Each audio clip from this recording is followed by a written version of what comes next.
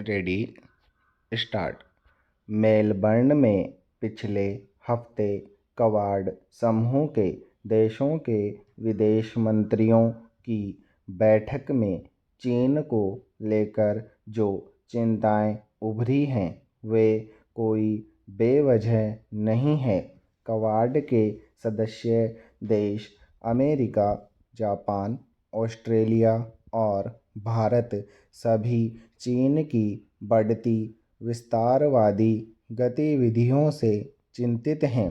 पिछले एक दशक में दक्षिण एशिया प्रशांत क्षेत्र और खासतौर से दक्षिण चीन सागर में चीन की सैन्य गतिविधियां आक्रामक ढंग से बढ़ी हैं। इससे सभी देशों के लिए चुनौती तो बढ़ ही रही है, साथ ही क्षेत्रीय शांति भी खतरे में पड़ती जा रही है। इस लिहाज से मेलबर्न में क्वाड विदेश मंत्रियों के संवाद का महत्व और बढ़ जाता है। इस बैठक की बड़ी उपलब्धि यह रही है कि चारों देशों ने हिंद प्रशांत क्षेत्र के दूसरे देशों को भी साथ लेकर काम करने का संकल्प किया। ऐसा इसलिए भी ज़रूरी हो गया है क्योंकि एशिया प्रशांत क्षेत्र में चीन से निपटना किसी एक देश के बूते की बात है नहीं। इसलिए चीन से निपटने के लिए कई देश एकजुट हो रहे हैं। क्वाड के गठन के पीछे असल मकसद भी चीन की घेरेबंदी करना ही था। इसमें कोई दो राय नहीं कि एशिया प्रशांत क्षेत्र वैश्विक महाशक्तियों की जोर आजमाइश का नया केंद्र बन गया है।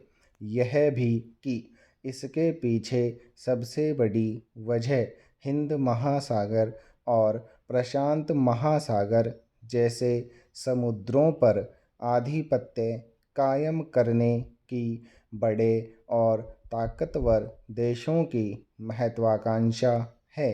सामरिक दृष्टि से भारत के लिए हिंद महासागर की खास अहमियत है। इसी तरह ऑस्ट्रेलिया और जापान के लिए प्रशांत महासागर का अपना महत्व है। दक्षिण चीन सागर भी इसी हिस्से में पड़ता है। इन दोनों महासागरों से गुजरने वाले जल मार्ग से वैश्विक व्यापार का 30% से ज़्यादा व्यापार होता है। ऐसे में चीन क्यों नहीं चाहेगा कि यहाँ उसकी ही सत्ता चले। इसीलिए वह वर्षों से दक्षिण चीन सागर में अपने सैन्य ताकत बढ़ाने में लगा है। यहाँ के जलमार्गों से गुजरने वाले जहाज़ों के लिए उसने ऐसे समुद्री यात्रा कानून थोप दिए हैं जो दूसरे देशों को नागवार गुजर रहे हैं, जबकि कायदे से दुनिया के सभी जलमार्गों के लिए संधियां संयुक्त राष्ट्र के नियमों के तहत बनी हैं, पर चीन यहाँ किसी की नहीं सुन रहा। इससे टकराव और बढ़ रहा है।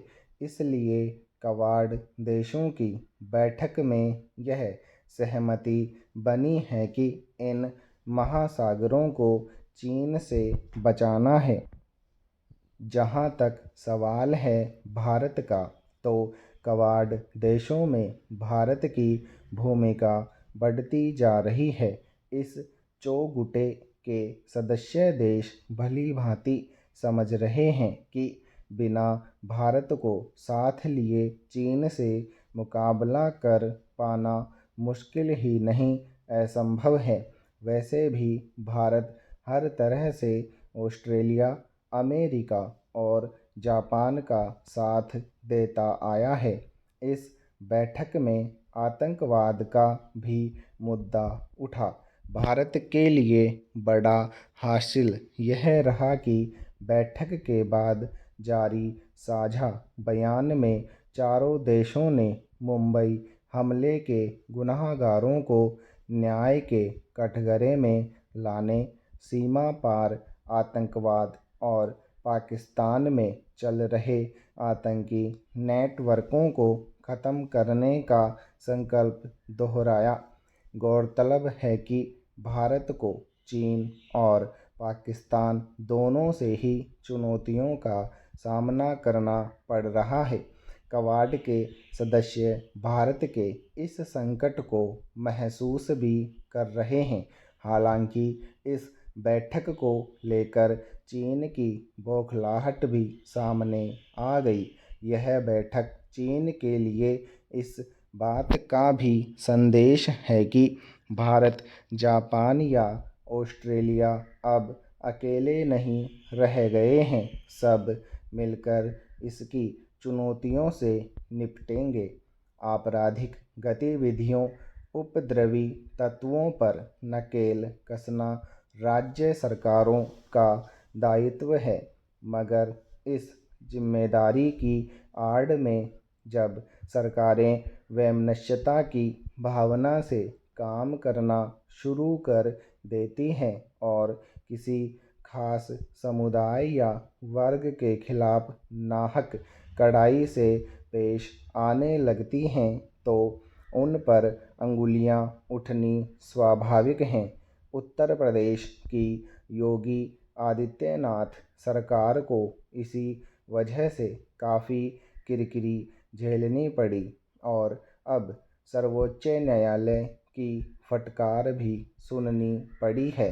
दरअसल योगी सरकार ने नागरिकता संशोधन विधेयक का विरोध कर रहे लोगों के खिलाफ मुकदमे दर्ज किए और सार्वजनिक संपत्ति को नुकसान पहुंचाने के आरोप में उनकी संपत्ति जब्त कर वसूली का नोटिस जारी कर दिया था। 833 लोगों को उपद्रवी बताकर उनके खिलाफ मुकदमा दर्ज किया गया और करीब 250 लोगों को वसूली का नोटिस भेजा गया। हालांकि नागरिकता संशोधन विधेयक के विरोध में शुरू हुआ आंदोलन कोई उग्र नहीं था, मगर चूंकि योगी सरकार को सरकार का किसी भी प्रकार का विरोध बर्दाश्त नहीं, वह भी अगर अल्पसंख्यक समुदाय विरोध कर रहा हो तो उसे वे किसी रूप में पसंद नहीं कर सकते थे। इसलिए आंदोलनकारियों पर नकेल कसने की मंशा से उन्होंने यह कड़ाई की थी। सर्वोच्च न्यायालय ने कड़े शब्दों में कहा है कि सरकार तुरंत जुर्माना रद्द करे, नहीं तो वह खुद उसे रद्द कर देगा। इस वक्त विधानसभा चुनाव की गहमागहमी है और इस माहौल में सर्वोच्च न्यायालय का यह आदेश योगी प्रशासन को असहज करने वाला है। हालांकि यह अकेला मामला नहीं जिसमें योगी सरकार ने ऐसे मनमाने कदम उठाए। कृषि कानूनों के विरोध में उठे आंदोलन को दबाने के लिए भी उन्होंने लगभग यही तरीका अपनाया था, जिसमें बहुत सारे किसानों से वचन पत्र भरवा लिया गया था कि अगर वे आंदोलन में गए तो उन्हें कठोर दंड का भागी बनना पड़ेगा। बहुत सारे किसानों पर मुकदमे लाद दिए गए। अनेक मौक़ों पर खुद मुख्यमंत्री सार्वजनिक मंचों से घोषणा करते फिरे कि अगर किसान नहीं सुधरे तो उन्हें सुधार दिया जाएगा। उनके ट्रैक्टरों को तेल देने से मना कर दिया गया। फिर प्रदेश को अपराध मुक्त बनाने के तर्क पर उन्होंने पुलिस को इस कदर मुक्त हस्त कर दिया कि वे किसी भी अपराधी को बिना चेतावनी के गोली मार देने को स्वतंत्र हो गए। स्टॉप।